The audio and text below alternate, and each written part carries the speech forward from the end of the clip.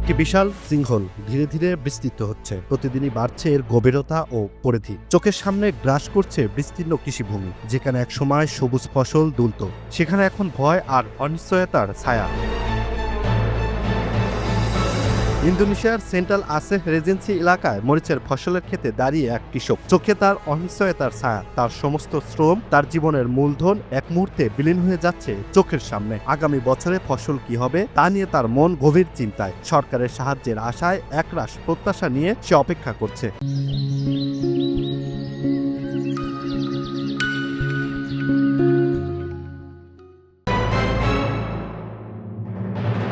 এই ফসলি জমি, যেখানে একসময় মানুষ জীবন জীবিকা নির্বাহ করত, এখন ক্রমে খেয়ে নিচ্ছে মাটির বিশাল গর্ত। চাষিদের জীবন ঝুঁকির মধ্যে। বৃষ্টি হোক বা না হোক, ধস ঘটছে, মাটিতে পাথর নেই। যখন ধস আসে তা ভূমিকম্পের মতো গর্জন করে। প্রতিদিন গর্তের আকার বাড়ছে। এই জমিগুলোতে কাজ করছে প্রায় 800 থেকে 1000 শ্রমিক।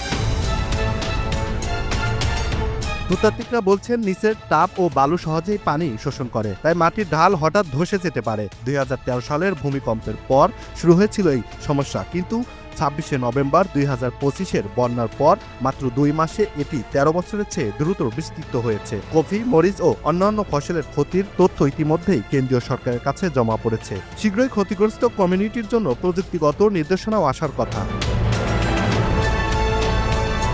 এখন গর্তটি প্রায় 3 হেক্টর এলাকা জুড়ে বিস্তৃত হয়েছে। প্রতিদিন বাড়ছে এর গভীরতা ও পরিধি। বিশেষজ্ঞরা সতর্ক করে বলছেন, শুধু জমি নয়, ফসল ও মানুষের জীবনও মারাত্মক ঝুঁকির মধ্যে রয়েছে। সিংহল আর কেবল একটি প্রাকৃতিক গর্ত নয়, এটি ধীরে ধীরে গ্রাস করছে হাজারো মানুষের স্বপ্ন, জীবিকা ও নিরাপত্তা। স্থানীয় ও কেন্দ্রীয় কর্তৃপক্ষের তৎপরতা কতটুকু রক্ষা করতে পারে তা এখন সময়ের সবচেয়ে বড় চ্যালেঞ্জ।